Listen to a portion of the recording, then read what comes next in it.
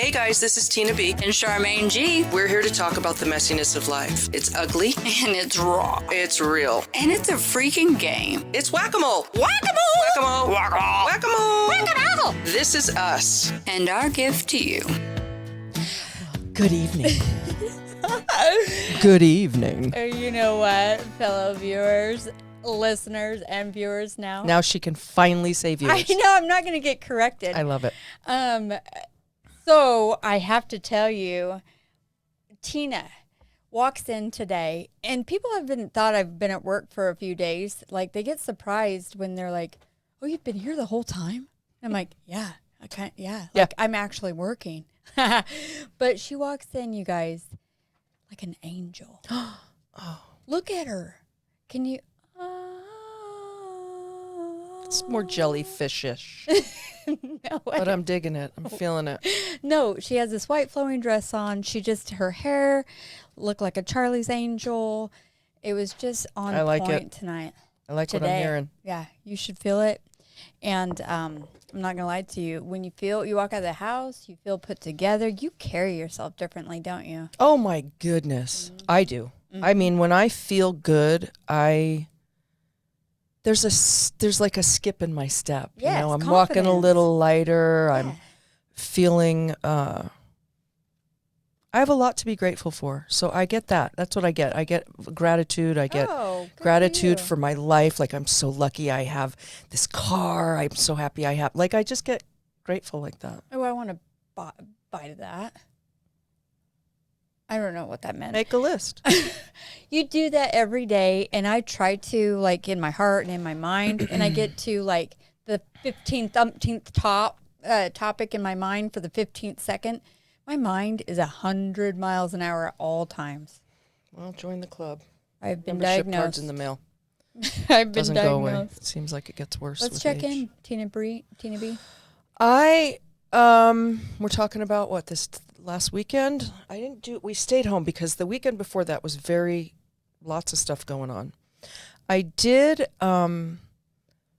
went on a scavenger hunt of sorts. I bought a bunch of stuff on Facebook Marketplace from all over, like Bloomington, Ivan, Santa They Clara, were so Washington. happy you showed up. Who? I'm not gonna. The people you bought from, because I you know. know how many times. Oh, yeah. I want that. I'm interested in, like, lines of people, and then no one shows. And Right. it's almost like peddling off their own stuff. I bought a beehive cookie jar. That was a gift for my daughter's best friend. Oh, Because she collects bees and beehive stuff, and I couldn't pass it up. yeah. And I'm constantly like finagling with them. Ooh, good on I almost said something very racist right there. But anyway, I am constantly haggling with them. Okay. And then what else did I buy? I bought this like 1960s makeup thing. It's round and Caboodle? it unzips and it. Oh, No, yeah. it's like my mother had one and I just wanted it. I bought it for did $3. Did it smell like the 60s too? No, but the lady says she has others that she was going to fish out and see if I wanted them. I only paid $3 for it. That's a good deal online. Yeah. Yeah, I'm So- ready for the yard sales to kick back up when the weather gets good. Yeah, I love yard sailing. I'm on the hunt for frames always. Uh-huh. And then what else did we get? We got a bench from Miss Charmaine G. That's now in my house. It just helps me not have a yard sale, which is I'm sort work. of saving that piece of furniture because Sam really likes the cedar chest. Uh-huh. And we're going to paint the outside and put new handles on it.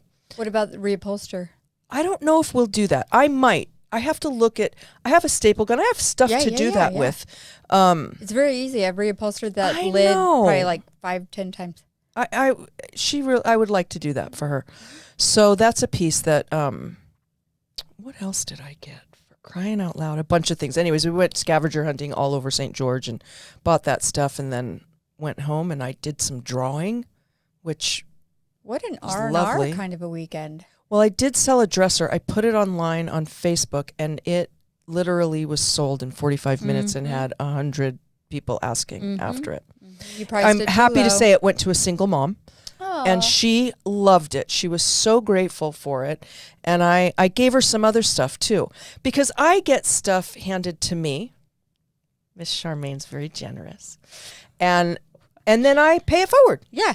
So That's what it's we beautiful. do. Yeah. Money, I was telling Jer, like, I'm not going to leave this world with anything, and it really doesn't hold value to me. I have sentimental things, but if I have enough and I'm meeting the needs of my family, my children, it's game on. Like, anybody can have anything I have. You're cute. I believe that. That's an honest Doesn't remark mean you just anything made. to me. I have things that mean stuff to me, but I try not to let myself get too attached to stuff. I noticed that being a single mom and not being able to afford a lot of stuff, when I started to be, when I was first a single mom in California, I was making great money and it wasn't about that. But coming out of that second marriage with Samantha, we struggled, and I was a full-time student at that time too. Ooh. That's when we were living very lean. So we weren't just buying stuff because we wanted it. We were buying stuff because we needed it, and that put the kibosh on a lot of stuff. Luxury, it's a luxury problem.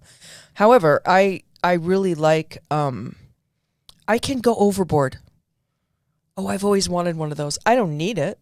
Yeah. But there it is in my Yeah. garage. And Impulsive? every time Greg is just like, What are you doing? Why are you bringing this home? What are you going to do with it? please start getting rid of stuff. So I've gotten Good rid of for stuff. you. I've taken a lot of stuff to like the dump. I've given it away. I've taken it to the, Goodwill and all Good for that. you.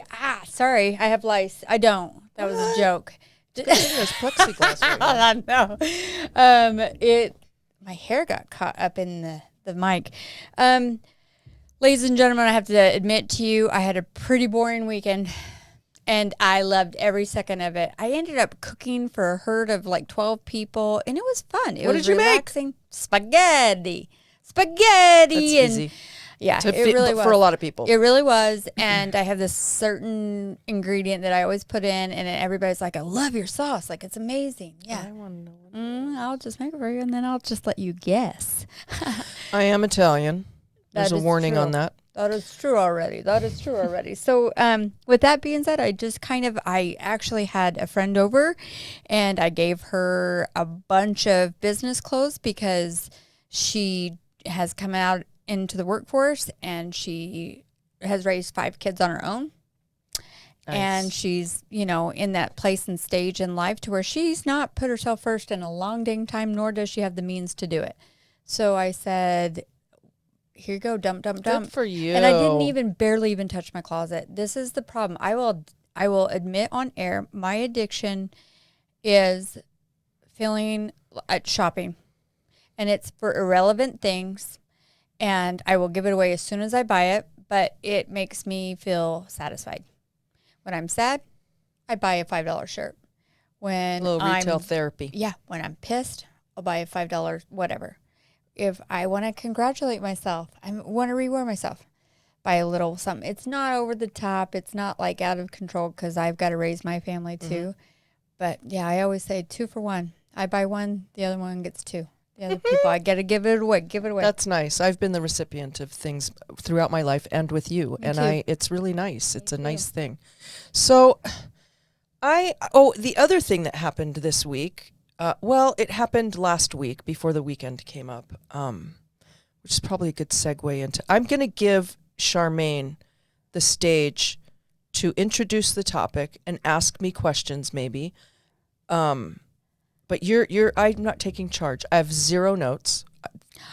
She's I know. naked.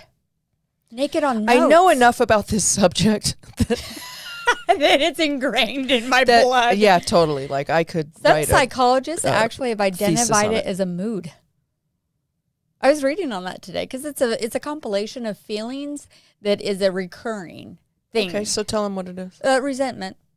Talking about resentment. Yeah, and resentment is definitely a compilation of negative emotions, be it anger, discomfort, rejection, bitterness. It hosts itself, and it's reoccurring on an event or a person, something that stimulated that feeling. And it's a constant thing. It's not like when we're talking and Skypey comes in and we're over here going, what the hell's that about? It's just a trigger. It's a feeling. But the deep-seated resentment is where we're probably going to deep dive today. Because we all have annoyances. We all have things that are, that rubbed me the wrong way, or that hurt my feelings, or that wasn't cool. those are surface, but resentment is something that kind of can poison you at the same time. Yeah, and I can recall the first time that wasn't a word I'd heard a lot throughout my life. But when I kept hearing it was in a 12-step program, because they have you, that's part of the step work that you do. You look at your resentments, and it turns out that it's really just all your fault anyway. I'm just kidding. There's a lot that goes on. You just You're look so at your part in it. selfish. I'm just being funny. I don't want to defame the 12 steps. Yes, of course So, not. but when I heard resentment, I was like, what exactly is that? Mm-hmm. And it is exactly what I was like, oh, you mean like angry obsession, being angry and script writing. It's all of that. Mm-hmm. And so I looked it up. I looked the word up years ago. Even though you felt it for. I just didn't, I never used that word Okay. to describe what it was. Right. I just used like pissed off, Oy. angry, hateful, negative. So I looked up that word years ago, and it is to resentment. So break it down. Means to something that I'm trying to not use Repeats, repetitive. Yeah, right. Yeah, It yeah. reoccurs. It's something that happens over and over. And a resentment is when you have anger or a bad feeling towards somebody, and it's a resentment specifically is that when you're feeling it over and over Yep. and over. Reoccurring, for sure. Yeah, and it again, it's not a surface thing. It's not a one-time shot emotion. I'm going to share a story. I'll give you an example of resentment, because I like to say that I'm pretty level-headed. I can brush things off, but when you deep-seated things that make me feel the most is when you intentionally harm someone I love. And, I can have a negative environment, but I can change that, right? I can't change people. Mm-hmm. I can only change how I feel about the situation and have that, but it's taken me years to get there. But I'm going to share a story about a local news event that happened. And you guys will understand. You'll probably relate to this because it is literally a shit show. So my brother, youngest brother, kindest, most gentlest, innocent, I call him, he has the patience of Job. Like, he's dealt with so much in his life. He ends up marrying this girl, which day one, I wasn't a fan. You could tell that she was on the spectrum of psycho somewhere. And I was not drawn to her. And I first met her and she was like, I know you're jealous of me. I'm like, don't know ya. Get out. Yeah. So it was not. Take that shit home. It was not a love relationship. It was love, what the are you relationship. So when that happened, they started off, as we all do, no income, scraping, getting by. They brought on children into the world, and that's when I knew his life was over. I was like, oh my gosh, she's pinned to her. Damn. It's funny what other people can see. I mean, I'm assuming that it ended in divorce. Horrible. Okay. But it's funny what other people can see, or what we allow other people to tell us what they see. Right. And not always. Well, no. They're usually people that don't have a vested interest in who we are anyway, but we just take that shame and guilt and judgment and run right towards the field goal with it. Well, yeah, and then you've got others that are making you feel that way. Like my mom, at the same time, bless your heart, I agree with you now, but at the time I told you, I was like, bah, no, I'm not doing that, because she was like, you gotta love him anyway. No. And you're making it harder on your brother. So I did. I kind of was just courteous, and I would distance myself. They didn't live here locally until, a while, but when they brought in children, and her theatrics, her things that she conducted herself, I couldn't stand to be around. It climaxed to the point where she would have, she had this, she's very, very extreme. Remember when we talked about that topic, just extremist. And my brother, innocently watching him on the outside looking at, I don't know how much I want to share just because it's his business, but for the most part, I was involved because I cared about him so much. My mom calls me one morning and was like, hey, I just wanted to tell you, beep, I won't say her name. She was assaulted. And I was like instantly, at first you're shocked. That feeling didn't come over me. It was like listening intently. She was like, yeah, she was on a running trail. It was 4:30 in the afternoon. She got off work a little bit early. And, yeah, so she's at the hospital right now. Cameron's got the kid. Oops. And we literally, and I said, Mom, it's a lie. Charmaine, you cannot talk like that. And I said, I get that. I totally have empathy, and immediately I just feel like something's off here. Like something's not right. So you already had a resentment against her. Oh, yeah. And then do you still? Well, no. So here's the thing. Okay. I've come full circle with it because, and it's taken a long dang time. They were married for over a decade. And so what she would do to him and belittle him and all these little things was the thing the catalyst that built the resentment. But this was the climax. So I tempered my mood and said, you know what, you're absolutely right. Called my brother and said, bring the kids over here, take care of your wife. They're already at home now, but she's feeling suicidal. And so she goes into the B-Med unit, and it's almost like a storyline, like you're watching this movie, but you're in it. And so I have the kids, and it went on for like 2 weeks. People at her work would step in and watch the kids. Members of the church would come in and so bring she was food. falling apart. She was, if B-Med yeah. was involved in her path, she was a basket case. Oh yeah, or yeah, close yeah, to yeah, being. close so. to be. Okay. Yeah. Even used the victim's recovery, and the state helped pay for all of these things as a victim, right?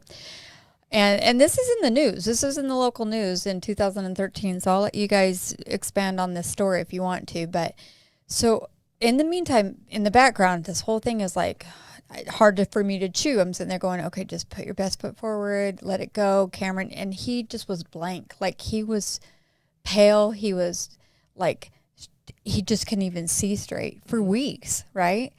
And he asked me if I could bring the kids over. I need to go visit Sarah. She's back in the B-Med unit. I said her freaking name. Anyway, and I said, sure. He comes over, and he leaves. He comes right back in about 30 minutes, and just petrified. Like, what did I do? In shock. He's like, she cussed me out. And, and I was like, what is wrong with her? And I said, Cameron, let me tell you something. I don't believe her. I know I've been told that I shouldn't talk to you like this, but I don't believe her. Something's not right. They even had sketch artists come in and draw this. Yeah, it was an investigation. Rapist. Yeah, and there was news alerts, and everybody in the community was on alert, trail watches. I mean, it was like a community scare thing. I mean, it was not a hush hush, keep it in the family, keep the secret safe Well, kind of a thing. if it was in the news. Yeah.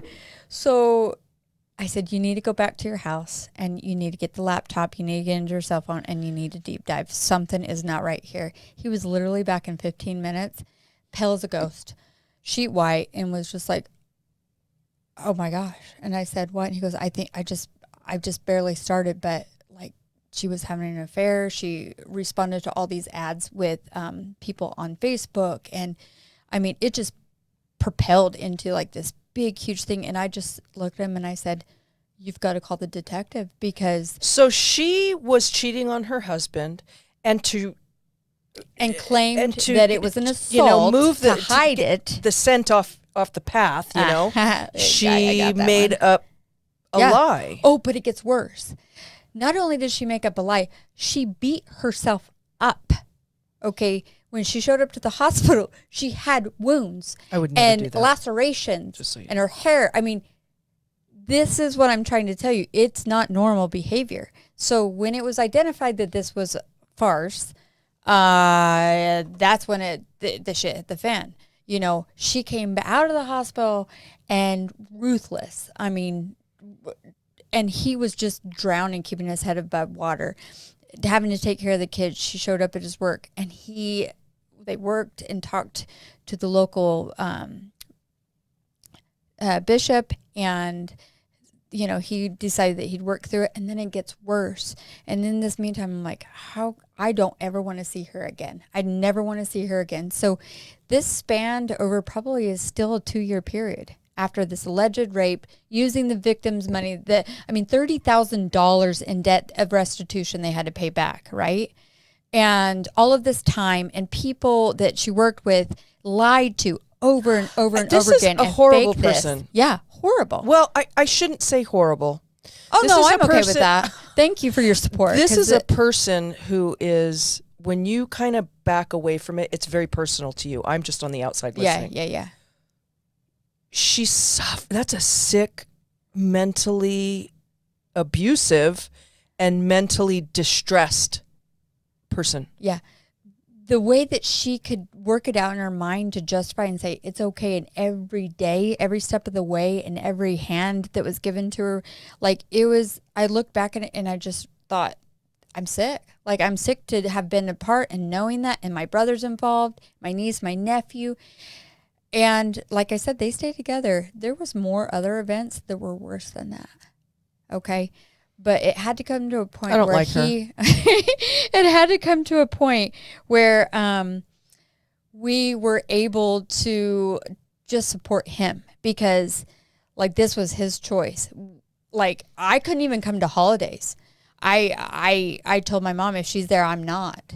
So this resentment kind of ran your whole show. For 2 years. That's Yeah, all. Yeah. So it wasn't like a trigger. It was literally like a shutdown. I do not like her. I don't like the word hate, but I could not even stomach knowing that she was here on earth. Okay. So when it comes down to it, I'm dark. I'm in that dark age, that dark period for 2 years. Okay. And she wasn't going anywhere. I mean, it was holidays and my niece and my nephew and all these interactions that I was just missing out on. But at the same time, I still would be there for my brother. It was such a limbo period for me, and having so much hate and anger built up, and I couldn't do anything about it. It just kept getting added on to it, piled on. With that, I just sat there one day and in contemplation of, I'm literally deteriorating, because it's manifesting itself in other areas. I'm angry all the time. And it was over this outside person that really I have to deal with. Well, you don't, for one, but I get where family, what you're saying. Yeah. This resentment made you sick. Very much so. Emotionally. Physically, too, Okay. to the point, to where I would get migraines and headaches, stomach cramps when knowing that she was there, or he would show up with these other horrible stories, which I'm going to leave out, because you think that it's sick and twisted that she can hit herself on the sidewalk in her head and make herself bleed and show up at the hospital. She's done a lot worse than that. That's probably not someone who should be caring for children. Well, you'd think that, but there's medication for that too, obviously. But with that being said, I was trapped. I was trapped with such bitterness, and my poor brother, I felt helpless. He didn't, though. And I watched through his example of just perseverance, trying. What did he do? Did he go to therapy? Well, did he get some sort of? Okay. They all did for the most part, but there was no remorse in her heart. She continued with other things to the point where it was finally for him to make that decision. But watching him through example softened me, and I was able to kind of one-sided let go of that resentment by forgiving. I never went to ask for it, because I knew in my heart of hearts that it wouldn't have been a good outcome. But I was trapped. So I had finally reached out to her and said in a text, because that's all I could stomach, is I have to let you go. I have to forgive you, because it's what I'm supposed to be doing. How did you do that? That's we've qualified for what? I felt empathy for her. Okay. I literally felt so sad that she was such in a state of unchangeable mind, and I felt like, oh my gosh, I knew about her childhood, I knew about her mother, and her mother was a piece too, and she lived meager, but she she continued and even elevated this cycle to where we all had to we were all in the wrath, but We're going to come back. We're going to go on a little break. Tina, Yeah. I felt sorry for her. We're going to come back and talk about getting to that point. And I have an example or two. Oy, Actually, oy, oy, vey. This is Whack-A-Mole with Tina B and Charmaine G. Raw discussion about the messiness of life. We're going to take a quick break, and we'll be right back with more Whack-A-Mole.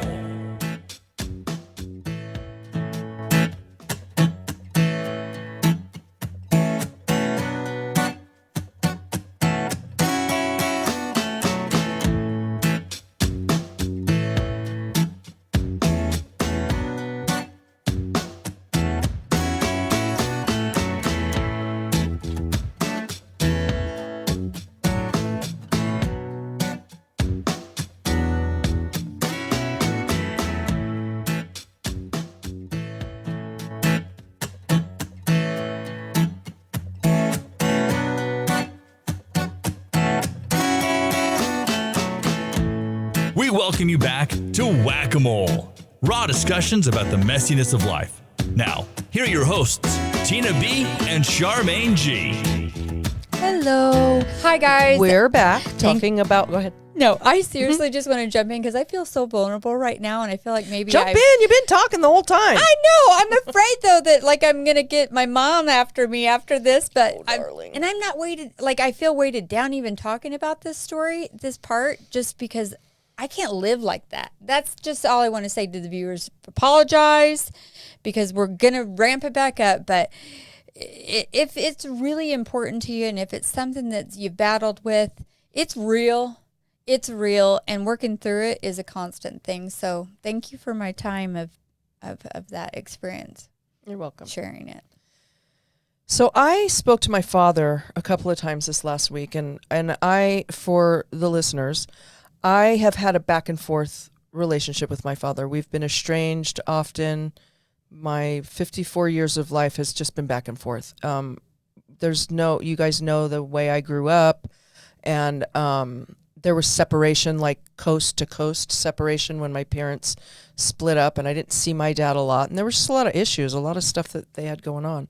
So I found out, my father called me a couple of weeks ago, and I had been feeling this feeling of things are just starting to fall away from me as far as resentments.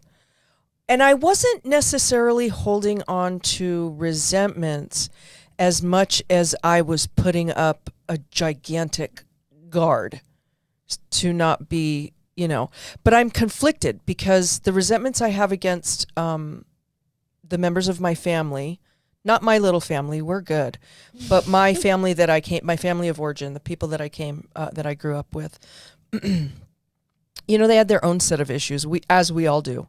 But I held some deep-seated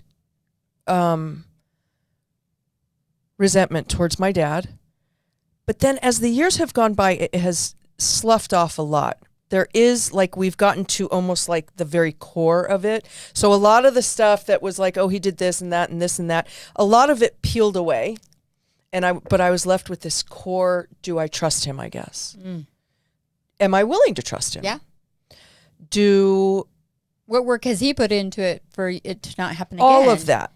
So he called me and told me last week that he has colon cancer, and he had a tumor in his colon, and he had surgery yesterday, came out with flying colors. Oh, good. Yeah. So he's doing all right. He's pushing 80, and he's a pretty strong cat. He's up here, just really, and he's a go-getter, and he carries resentments. It's really easy for me to see that. But let me get back on track. I had a moment last week where it just suddenly occurred to me.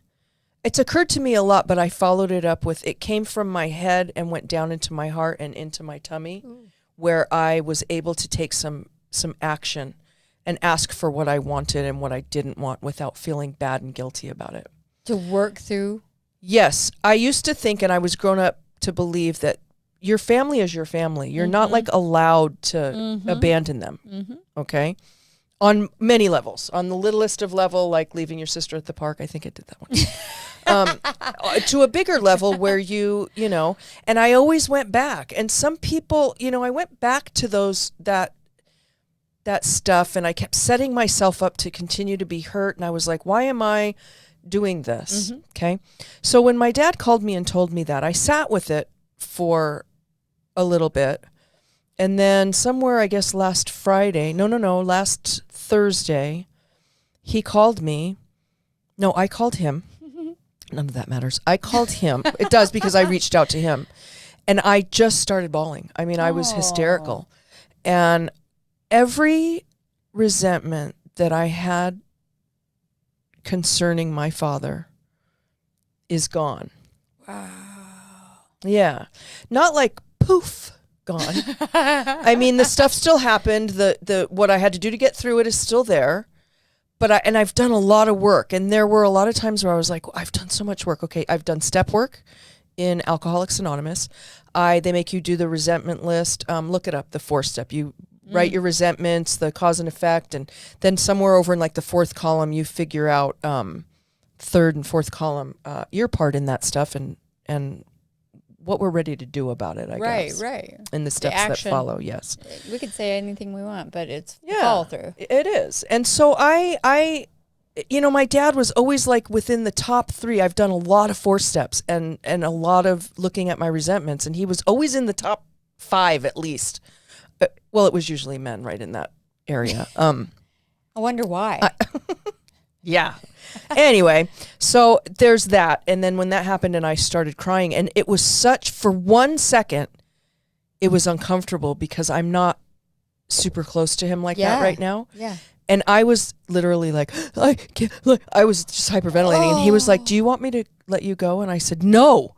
Like, that was the first time in a long time, and I don't want to start crying, that I needed my dad. Allowed myself to feel that and need him. So he stayed on the phone with me, and I just cried, and we were talking, and he was like, it's a whole new relationship. Yeah. now. I can imagine when you came to work and you had mentioned it, my immediate thought was him. You know, we've shared, and I know that your childhood, your upbringing, your relationships, you're detached, and all of these things that built you and how you carry your own relationships now. But I thought about him because I looked at you very, very sincerely and said, can you imagine what he's going through? Like, at this stage in his life, facing painful, terminal, you know, alone. And He does have a reaching wife, but his kids are not, on both sides, his and ours. We've not, ever since my mom died when I was 16 years old, well, and it was before that because she left him before that. We moved away from him before that. And there's just always been the whole United States between us physically. And then there's always been just this conditioning. He's a piece of shit. It was easier to not like him and put him in a cubbyhole with a lock on it, or a safe more, than it was to actually, but I've spent enough time in therapy and doing 4-steps and researching this stuff because I wanted to be happy. And what happened was I now realize that I can be happy with him when I was wanting to be happy without him. Yeah. And it's you may go through a stage to where you're still happy with him. My legs are sticking to the seat. It's leather and I'm wearing a dress. I just went. I hate that. That was so impulsive. I loved it. You may go through a point where you guys are starting to reconnect on a level and you nurture that relationship. You can still be in that good place and still be working through those things though too. It's not a matter of like, okay, now this line, we just crossed it. Now we don't go back. And you just witnessed that with me because I really do feel like I let that go and in that full cloud that was hanging over me. And knew I had to persevere, it wasn't for other people. I didn't do it for other people. I literally did it for me. And that's where I think a lot of people don't maybe genuinely work through resentment because they're doing it for the greater good. They wanted to be the higher road, turn the other cheek.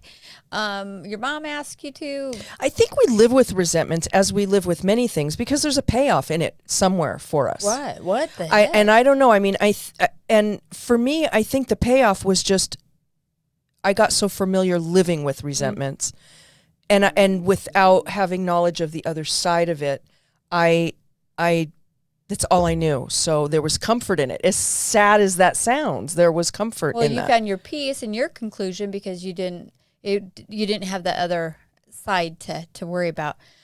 I'm proud of you because it does take and you got to do it in this lifetime. It does take to see the other person. Because you do carry the weight, you do carry the emotions. Who knows what the other person is carrying too? And that's one of the biggest things that I was reading up on of how, like, what causes them in relationships. It doesn't have to be just a spouse. It can be any relationship because we're social species. I mean, we're all meant to connect with people and we connect in different levels. Family for me, though, is probably the ultimate level, like the ones that you actually will give your investment and your time to and yourself. But sometimes that doesn't mean the word family means that they deserve it. Well, and there was the older my children get, the more wise I get with every season that passes in my life. I look at the way that I intentionally raised my children was not congruent with the relationships I have with my family, my siblings and my dad. So I was like, I have to reconcile this and make sense of it because my daughters are watching me. And not that I have to do something I'm unwilling to do, but those two things had to intersect because my daughters are best friends. 15 and 22. Who would have thunk that? They are best friends. And they argue too. And they get on each other's nerves. But they are so close. And I'm like, I don't have that. I've tried to have it. I don't have it. So not just the sibling relationship, but what I give and mean to my children, at least what they tell me I do. Talking to my father over the last few days, he's like a little kid right now. You know, like he's so infatuated with being my dad. It blows me away. You know, like This is funny. why we chose this topic. I know. Because it's a beautiful thing when you get to see this the opportunity. fruits of that, to have that. You know, I lay in bed. I did a lot of I am with it. I laid in bed at night and I don't sleep well. And when I don't take something to aid me in that sleep, which is just like like a sleep aid or no, I'm just kidding. No, it's I'm not. just kidding. But I'll take something to calm me down, melatonin, whatever it is. But I also try to not do that. I also try to self-soothe myself to sleep. So I was like, okay, breathing in the I am statements. I am loving. I am a daughter to this man. I said his name. I'm not going to say it now. I am honest in my relationship with him. I even said things that I was hoping for, to manifest them in the I am. So and then it came to its fruition. And I didn't go, okay, I'm going to call my dad and see what the I am is doing for me today. It wasn't like that. It was more like I just had this overwhelming feeling that he has a wife. He's not alone. But one of his children should be honoring him. And why not it be me? That's beautiful. So I told him that you're not going to, let's spend this. He's going to be 80 in May. And he FaceTimed me last night. It was the funniest thing because it was like, he had the phone like right here. And he could see me. Oh, you're so pretty, honey. I love you. La, la, la. And I was just like, and he was in his hospital bed. And I caught a glimpse of him every once in a while, and he had the covers like pulled up to here. And it was just funny. I was just like, I would be missing this right now. Yeah. You know? Yeah. And I'm going to make a trip out to see him soon because it's important to me. It's almost like a rebirth of my relationship with my father. And I may have to parent him at this point. True. True. I have intentions of doing nothing but positive things in his life from this point forward, whatever that looks like, because it feels so much better than to re-feel the character defects that I felt somebody owed me an amends for. It's just a made up awful idea. It really is. Somebody's going to owe us something. You owe me something because you made me mad as a child. First of all, that statement itself is you made me blank has zero power for me. When I hear somebody say I made you immediately chose to default Yeah. to dig deeper. Go pull that scab off. There's going to be some blood, but there's something there to see, you know? So that's I doing the 12 steps, I have realized what an asshole I have been. For real. Well, I mean, it's how you had to go through the healing process. I mean, of course, grief manifests itself in stages to where they can toggle back and forth, but anger is the first one. And when you're angry, how do you act? I mean, I act like an asshole. If I'm actually sad, I act like an asshole too. So, but that's because I'm sad mad. That's what I always call it. I'm so sad mad right now because I can't cry. You know how I said, how did you work through this? And you did the same thing. You're reflecting on your dad as a child and like childlike and just the innocence that's being brought back to how you view him and things like that is where the roots are taking seed. They're seeding into the ground right now, and that's the benefit of that. I can remember the love I had for my father as a child because that's been absent from my heart. Well, that's not true. I think it's been in there. I've just chosen not to look at it. I've chosen to just put the lid on it, and if it creeps out, then I slam the lid because I don't want to get hurt. Yeah.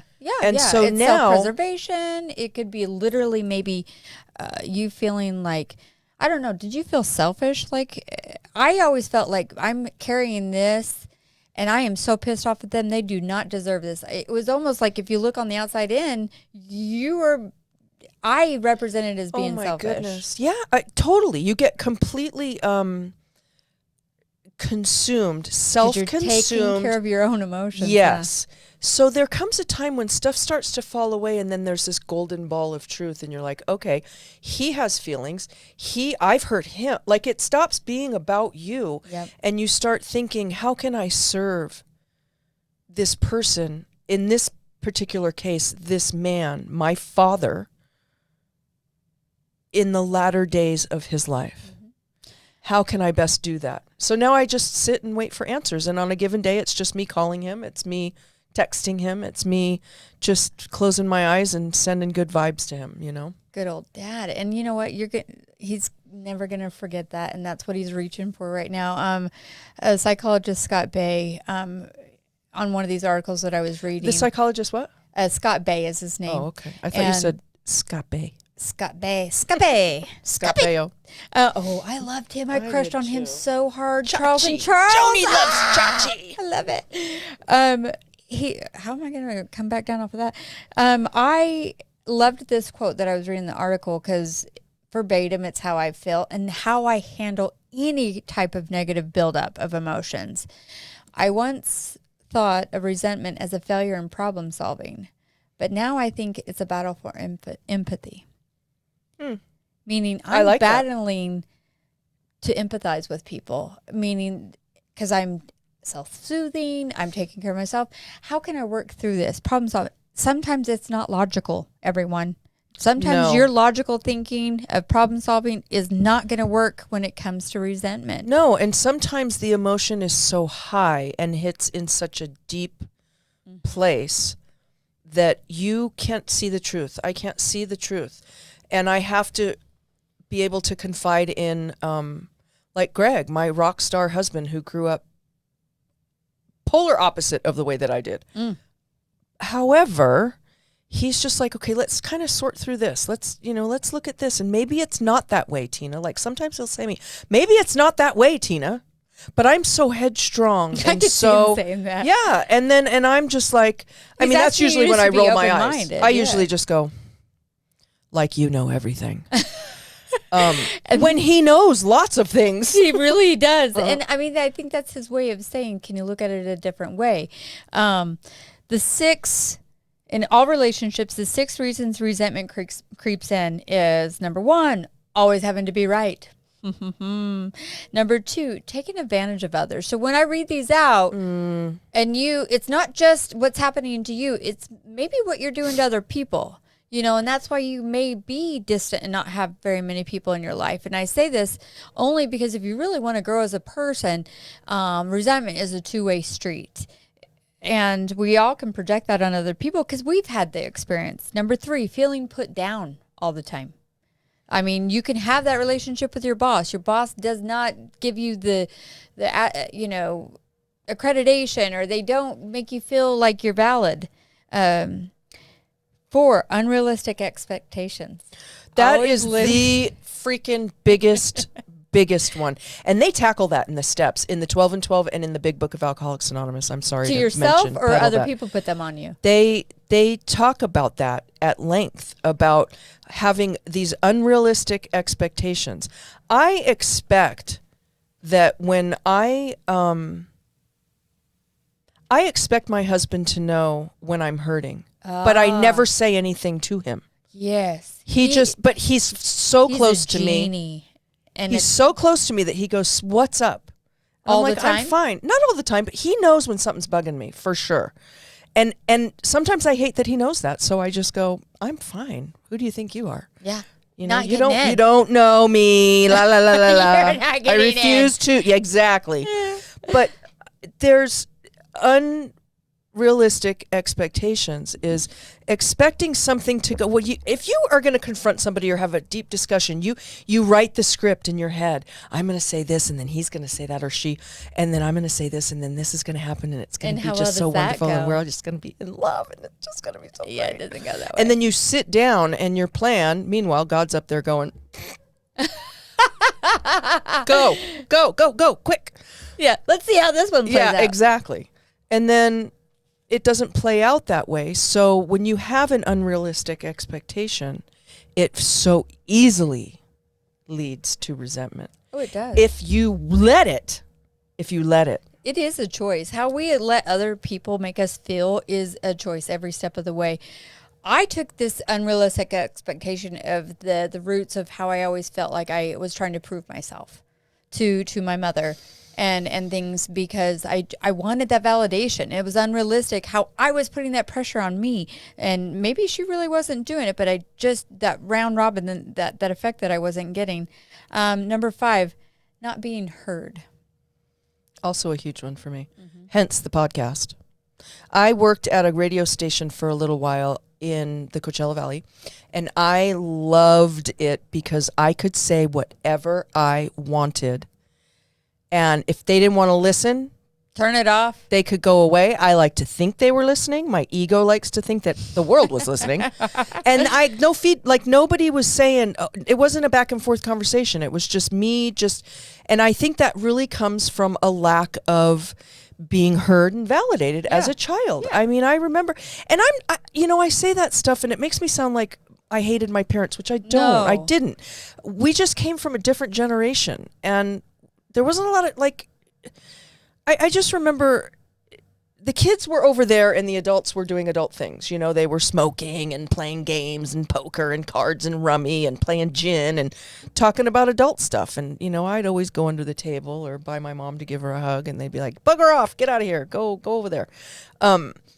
So I don't know how I got off on that, but Not feeling heard. Oh, yeah. So, yeah. And I remember my dad used to tickle me. My poor dad. I love you, Dad. Aw. He used to tickle me when I didn't want to be tickled. And my brother would hold my arms down and he would tickle me, and I would laugh and laugh and laugh until I was crying. I was like, I can't, it's hurting me. Like, stop. And he just didn't. Because You know how dads can be like brought that. him pleasure on that. Well, he was enjoying himself, but I sure as hell wasn't.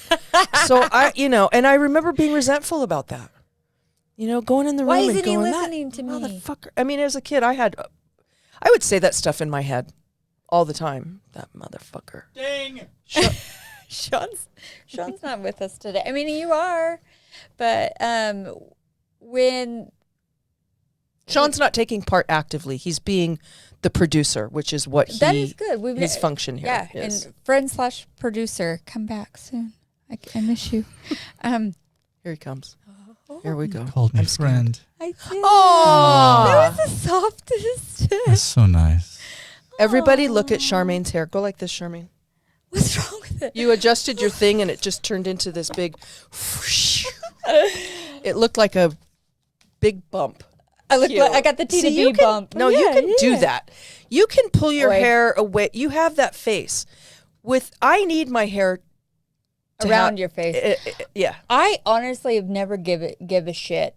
I mean, again, we talked I about am leaving going to the call house. you out on that. I have to tell you, by the end of the day, I don't really give She a cares. shit. She doesn't want to care, but she cares.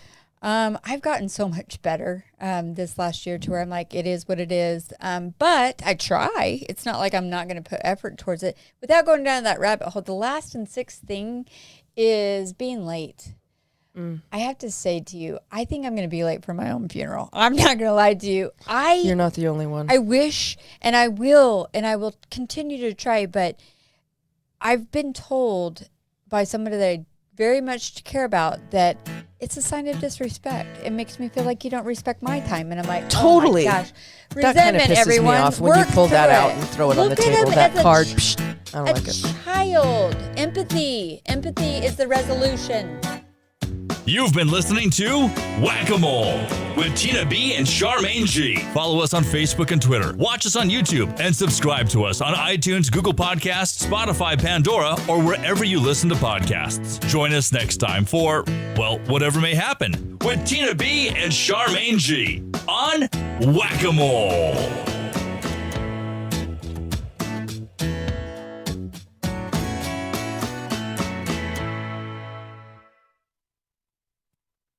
This has been a production from a podcast studio.